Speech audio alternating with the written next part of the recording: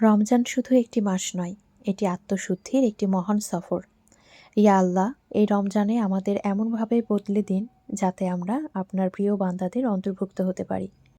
জুম্মা ও রমজানের প্রতিটি মুহূর্ত আমাদের ইবাদতে সিক্ত থাকুক। হ্যালো এভরিওয়ান, আসসালামু আলাইকুম। Welcome back to another new vlog. This is Shimul from Rajshahi. সবার কী অবস্থা, কেমন আছেন? আই হোপ সবাই ভালো আছেন, সুস্থ আছেন। তো দেখতে দেখতে আবারও বছর পেরিয়ে রমজান মাস চলে এসেছে। আর আমাদের প্রতিটা মুসলমানদের ঘরে ঘরে রমজান মানে একটা উৎসব। তো এটা ছিল একদম সেহরির সময়। সেহরিতে আমি এখানে ডালের একটা ভর্তা করেছিলাম আর শোল মাছ আলু দিয়ে টমেটো দিয়ে রান্না করেছিলাম। তো একদম তোড়ঝোড় করে আসলে সেহরির সময়টা চলে যায়। তো যার কারণে সেই সময়টাতে খুব বেশি ফুটেজ নিইনি। তো এটা হচ্ছে পরের দিন সকালবেলায়। তো সকালবেলায় উঠে আমি কিচেন ক্লিনিংয়ের কাজে আসলে লেগে পড়েছিলাম। মনে মনে পরিকল্পনা থাকলেও কিন্তু পরিকল্পনা অনুযায়ী সবসময় কাজ করা সম্ভব হয় না। তো আজকের দিনটা পরিকল্পনাহীন ছিল। শীতের একদম শুরুতেই আমি বেশ কিছু মানি প্ল্যান্টে ডাল লাগিয়েছিলাম। তো মাশাআল্লাহ এত সুন্দর হয়েছে। তো আরও বেশ কিছু টবে কিন্তু লাগিয়েছি। তো মাশাআল্লাহ মানে দেখে একদম চোখ জুড়িয়ে যাচ্ছে। তো কিছু কিছু জিনিস আসলে দেখবেন মনের শান্তি। তো এই মানি প্ল্যান্টের গাছগুলোও তাই। তো এরপরে হচ্ছে আমি বেশ কিছু জার ক্লিন করেছি এবং আমার যে চুলাটা আছে সেটাও কিন্তু খুব ভালোভাবে ক্লিন করে ফেলেছি। তো যারা এই মুহূর্তে আমার ভিডিওটি দেখা শুরু করেছেন তারা প্লিজ একটা লাইক দিয়ে ভিডিওটি কন্টিনিউ করবেন। আর যারা আমার চ্যানেলটি আজকে নতুন ভিজিট করছেন, যদি আমার ভিডিওটি ভালো লেগে থাকে তাহলে আমার চ্যানেলটি সাবস্ক্রাইব করে আমার সঙ্গে থেকে যেতে পারেন। এই যে কাঠের যে আমার এখানে অর্গানাইজারটা আছে, এটা এত পরিমাণে তেল চিটচিটে হয় যেটা আসলে বলার বাইরে। তো আমি ভীম দিয়ে তার দিয়ে সুন্দরভাবে ডলে নিয়েছি। আমি আজকে এইখানে যে ওয়ালটা দেখছেন, এই পুরো ওয়ালটাই কিন্তু সুন্দর করে ঘষে মেজে একদম ক্লিন করে নিয়েছি। তো আসলে সকাল থেকে কাজগুলো শুরু করলে দেখা যায় ঝটপট হয়ে যায়। রমজান মাসেও কিন্তু সকাল সকাল ঘুম থেকে উঠতে হয় আমাকে, কারণ ওর বাবাও অফিসে যায়, এদিকে মেয়ের কোচিং, প্রাইভেট সব কিছু থাকে। তো সব কিছু মিলিয়ে কিন্তু সকাল সকালই ঘুম থেকে উঠতে হয়। তো এই যে আমি আজকে কিন্তু পুরোটাই ক্লিন করেছি এবং আজকে আমি কত জার ক্লিন করেছি এটা আসলে বলার বাইরে। পরে যখন হাতের কাছে যেটা পেয়েছি, যেটা খালি করতে পেরেছি সেটাই ক্লিন করেছি। তো সব কিছু আসলে ক্যামেরাবন্দি করা হয়নি। তো এদিকে বেশ কিছু ডিম নিয়ে এসেছিল। তো ডিমগুলো সবগুলো আমি ধুয়ে নিয়েছিলাম। তো আমি এগুলো ধুয়ে তারপরে কিন্তু গোসলও করে নিয়েছি। তো গোসল থেকে বের হয়ে এখন আমি ডিমগুলো বক্সে রেখে দিচ্ছি। এর মধ্যে পানিগুলো একদম ভালোভাবে ঝরে গিয়েছে। রমজান মাসে কিন্তু আমাদের কাজের পরিমাণ আরও বেড়ে যায়, কারণ এদিকে আমাদের ইফতার, রান্না আর বাসায় ছোট বাচ্চা থাকলে তো কথাই নেই। তখন দেখা যায় খাবারের আইটেমগুলো আমাদেরকে আসলে অন্যভাবে চিন্তা করতে হয়।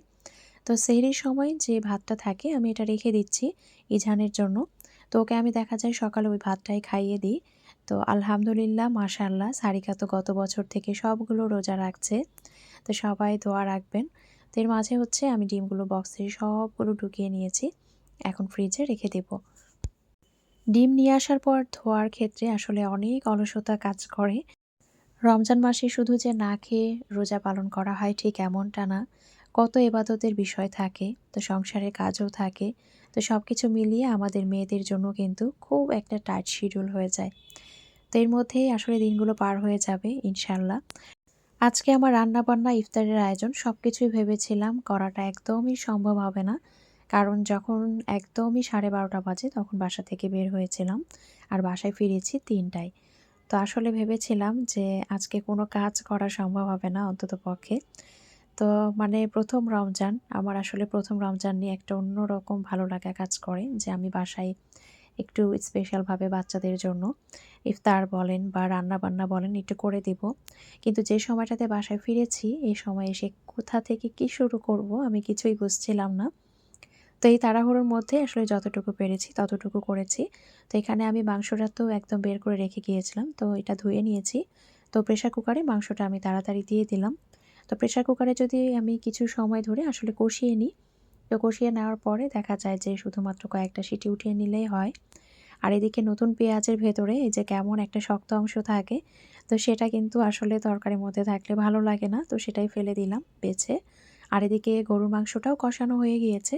তো এখানে আমি পর্যাপ্ত পরিমাণে পানিটা অ্যাড করে দিচ্ছি। তো আমি আসলে একদমই বুঝতে পারছিলাম না যে আমি সেহরির জন্য বা রাতের জন্য যে রান্নাবান্না সেটা আগে করব না ইফতার আগে করব। তো কোনটা আগে রান্নাবান্না শুরু করব কিছুই বুঝছিলাম না। পরে আমি চিন্তা ভাবনা করলাম আসলে যত টেনশন নেওয়া হয় দেখবেন সেই কাজটা তত বেশি এলোমেলো হয়ে যায়। তো একদম বড় একটা নিঃশ্বাস ছেড়ে ভাবলাম না সবকিছু ঠিকঠাক আছে। আমি মনে, মনে ভাবছিলাম আমি বাসায়ই ছিলাম, কোথাও যাইনি। এরকম একটা চিন্তা ভাবনা করে একদম কাজে লেগে পড়েছি। তো একপাশে তো মাংস দিয়ে দিয়েছি যে মাংসটা সেদ্ধ হয়ে থাকবে, সাথে, সাথে তো প্রেশার কুকারের মুখটা খুলব না। আর অন্য পাশে আমি এখানে ছোলাটাও বসিয়ে দিই। তো যখন মাংসটা হয়ে যাবে, চুলাটা খালি হবে, তখন ওই পাশে আরও একটা কিছু করা যাবে। তো এদিকে আমি বসে না থেকে এদিকে আমি যে টুকটাক আর কি মনে, মনে প্রিপারেশন নিয়েছি যে আমি ইফতারে কী আয়োজন করব সেগুলো একদম কাজ শুরু করে দিয়েছি। তো এখানে ২ টা ডিম আমি এখানে এগ যে বয়লারটা আছে সেখানে সেদ্ধ করে নিচ্ছি। তো এটা আসলে বিপদের বন্ধু। ডিমের চপ বানাবো এজন্য ডিম ২ টো সিদ্ধ দিয়েছি। আর এদিকে দেখেন আমার ছোলাটাও কিন্তু প্রায় হয়ে এসেছে। তো ছোলা তো আমার ভীষণ পছন্দ। মানে রমজান মাসে ছোলা, পেঁয়াজু আসলে যতই বলি এগুলো ক্ষতিকর, আনহেলদি। তবে ভাজা-পোড়া না হলে দেখবেন বাচ্চারা একদমই পছন্দ করে না। মানে ভাজা-পোড়া তাদের জন্য চাই-ই চাই। তো এদিকে ছোলাটা হয়ে গিয়েছে, ছোলাটা আমি নামিয়ে নিচ্ছি। তো আমি আজকে বলছিলাম আজকেই ভাজা-পোড়া ১ম। তো আজকেই কিন্তু শেষ। আমি একটু মজা করেই বলছিলাম। তো সারিকা বলছিল, "ভাজা-পোড়া না হলে কি ইফতারে মজা লাগে নাকি?" তো একদম ছোটবেলার কথা। আমরা ছোটবেলায় কিন্তু সেম কথাটাই বলতাম। তো এদিকে যখন ছোলাটা হয়ে গিয়েছে আমি ভাবলাম এখন ডালের একটু চচ্চড়ি করে নিই। কারণ দুপুরে রান্না-বান্নার জন্য ওভাবে প্রিপারেশন যে নিব, কোনো তরকারি আইটেম করব, সে সময়টুকু আমি আসলে চিন্তা ভাবনা করতে পারছিলাম না। তো ভাবলাম ডালটা হলে এট লিস্ট ইজানের জন্য খুব ভালো হয়। কারণ ও ডালটা হলে ভাত খেয়ে নিতে পারে। তো এখানে আমি ডালের চচ্চড়ি করব। এজন্য এখানে আমি ডালটা ১ম এ এসেই কিন্তু ভিজিয়ে দিয়েছিলাম। তো একটু ভেজে নিলে আসলে ভালো হয়। তো এখানে ডাল দিয়েছি। এরপরে এখানে আমি আলু কুচি করে দিয়েছি এবং টমেটো দিয়েছি, মরিচ ফালি দিয়েছি এবং রসুন কুচি দিয়েছি। সেই সাথে পেঁয়াজ কুচি দিয়েছি, লবণ, হলুদ, জিরার গুঁড়া এবং সামান্য পরিমাণে আদা রসুন বাটা দিয়েছি। তো এটা সেদ্ধ হয়ে যাবে, তারপর এটা আমি তেলে দিব। আর অন্য সাইডে যে মাংসটা আমি সেদ্ধ করে রেখেছিলাম সেটা এখন কড়াইতে নিয়ে নিয়েছি। এখন শুধুমাত্র ভাজা জিরার গুঁড়া আর গরম মসলার গুঁড়াটা দিয়ে দিচ্ছি। তো এটা যখন হয়ে যাবে তখন এটাও আমি নামিয়ে ফেলবো। তো অন্য সাইডে ডালটাও কিন্তু সেদ্ধ হয়ে গিয়েছে। আর এইদিকে এখন আমি এটাকে একটু ফোড়নে দিব। তো এখানে আমি আস্ত জিরা দিলাম, সেই সাথে রসুন কুচি, এরপরে দিয়েছি এখানে আমি পেঁয়াজ কুচি, এরপরে আমি একটা আস্ত যে শুকনো মরিচ ছিল সেটা মাঝ বরাবর ভেঙে দিয়েছি। এখন এটা ভালোভাবে ভেজে নিয়ে আমি ডালের মধ্যে দিয়ে দেব। তো আমাদের আসলে ডালটা সবসময় ঘন করেই খাওয়া হয়। পাতলা ডালটা খুব একটা খাওয়া হয় না। খুব কমই খাওয়া হয়। তো ডালের চচ্চড়িটাও খেতে ভীষণ ভালো লাগে। তো এটা আসলে একদম মনে হয় যে একটু ভর্তা টাইপেরই মনে হয়। মানে একদম গাঢ় যেহেতু হয়ে থাকে। তো এখানে ডালের চচ্চড়িটাও আমি করে নিয়েছি। আর এইদিকে হচ্ছে আমি এখন দুধটা বসিয়ে দিচ্ছি। তো আমি ভেবেছিলাম যে কোনো একটা জুস বানাবো বা কোনো কিছু একটা করব। তো ভেবে দেখলাম এগুলো করতে গেলে আসলে আরও বেশি দেরি হয়ে যাবে চিন্তা ভাবনা করতে। তো হাতের কাছে যেহেতু দুধটা ভেজানো ছিল, তো চিন্তা করলাম আমি সাবুদানা দিয়ে আর বিভিন্ন টাইপের ফল দিয়ে দুধ দিয়ে একটা ডেজার্ট টাইপের করে ফেলবো। মানে আজকে একদম ইনস্ট্যান্ট মাথার মধ্যে যা এসেছে তাই করেছি। এবং ওই যে বললাম যে টেনশন একদম দূরে রেখেছি। ভেবেছি যে না বেশি টেনশন করলেই একদম হযবরল হয়ে যাবে। একটু রিল্যাক্সে কাজ করি, তাহলেই কিন্তু কাজগুলো সহজ হবে। তো এইদিকে হচ্ছে দুধটা জাল করে আমি এটাকে ঠান্ডা করতে দিয়েছি। মানে একটা বড় গামলায় পানি নিয়ে তার উপরে পাতিলটা দিয়ে দিয়েছি। যেহেতু আমার হাতে সময় একদমই কম ছিল, এর মধ্যে যেহেতু আসরের আজান, সে নামাজটাও পড়তে হবে। তো সবকিছু মিলিয়ে আসলে একটু তাড়াহুড়ো। তো এখানে সাবুদানাটা আমি সেদ্ধ করতে দিয়েছি। এটা সেদ্ধও হয়ে গিয়েছে ভালোভাবে। এটা এখন আমি ঠান্ডা পানি দিয়ে একটু ভালোভাবে ওয়াশ করে নিয়ে দুধের মধ্যে দিয়ে দিব। তো এই যে আমি সুন্দর করে কিন্তু এটাকে ওয়াশ করে নিয়েছি ঠান্ডা পানি দিয়ে। এখন দুধের মধ্যে দিয়ে দিচ্ছি। বাসায় দেখা যায় সবসময় কিন্তু ফল থাকে, যেহেতু বাসায় ছোট বাচ্চা আছে। কিন্তু আসলে নিজের কিন্তু ফল কখনো খাওয়া হয় না। কিন্তু যদি কোনো ধরনের ফ্রুট কাস্টার্ড বলেন কিংবা ফালুদা বলেন বা যাই করি না কেন দুধের এভাবে কোনো ডেজার্ট, তখন কিন্তু ফলটা খাওয়া হয়। তো আমি তো ফ্রুট সালাদ বানাই প্রতি বছর ইফতারের সময়। আমার ভালো লাগে খেতে ভীষণ। তো আজকে ফ্রুট সালাদ আর বানাবো না। আজকে ভাবলাম যে সাবুদানা দিয়ে এটা করে দেই, একটা ডেজার্টের মতো করে দেই। আর এখানে পেঁয়াজের জন্য আমি ডালটা তো আগে থেকেই ব্লেন্ড করে রেখেছিলাম হ্যান্ড ব্লেন্ডার দিয়ে। এখন শুধুমাত্র এখানে আমি পেঁয়াজ কুচি, এরপরে হচ্ছে আমি এখানে মরিচ কুচি দিয়েছি, ধনিয়া পাতা দিয়েছি, সামান্য পরিমাণে আদা রসুন বাটা, হলুদের গুঁড়া, লবণ মানে পেঁয়াজি বানানোর জন্য যা, যা লাগে সব কিছুই। তো এটা তো খুব কমন একটা খাবার আমাদের প্রত্যেকটা ঘরে, ঘরে। তো পেঁয়াজি যখন ভাজছিলাম এখান থেকে কিছুটা গরম তেল নিয়ে আমি বেসনের মধ্যে দিচ্ছিলাম। তো বেসনের যে বেটারটা এটা আমি তৈরি করে রেখেছি আগে থেকে। এখন শুধুমাত্র গরম তেলটা দিলাম। একটা রান্না যখন দেখা যায় তখন মনে হয় কতটা সহজ। কিন্তু এই রান্না করতে, করতে আসলে কত প্রিপারেশন নিতে হয়, আবার কত কিছু যে মাখামাখি হয় তার কোনো শেষ নেই।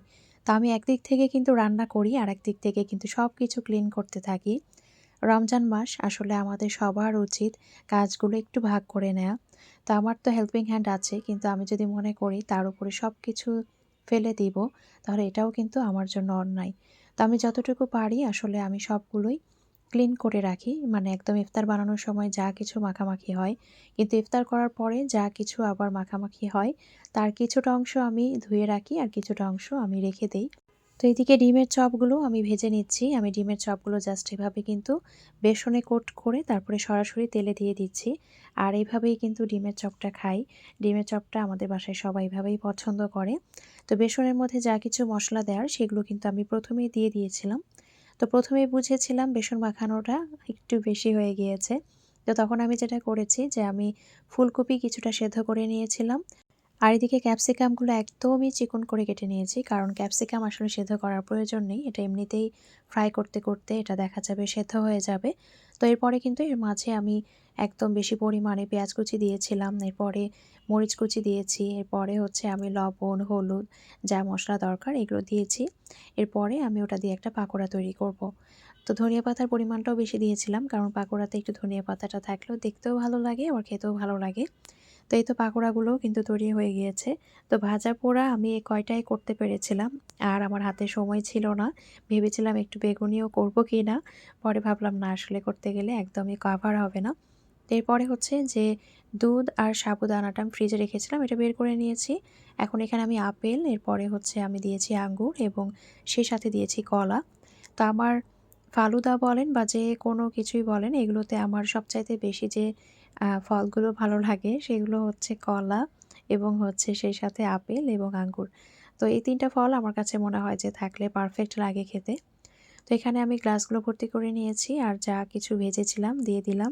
এই তো পেঁয়াজি, সেই সাথে হচ্ছে যে পাকোড়া ছিল, ডিমের চপ ছিল আর এখানে যে জিলাপি এটা বাইরে থেকে আনা হয়েছিল। তো এই ছিল আমাদের একদম ১ম রমজানের সাদামাটা ইফতার, যেটা কিনা একদম বলতে পারেন তোড়জোড় করে করা। তো ইফতার পরে যা কিছু কাঁচের জিনিস বের হয়েছে এগুলো ধুয়ে নিয়েছি। আর এই যে জারগুলো এগুলো কিন্তু টি কর্নার যেটা আমার আছে বা কফি কর্নার।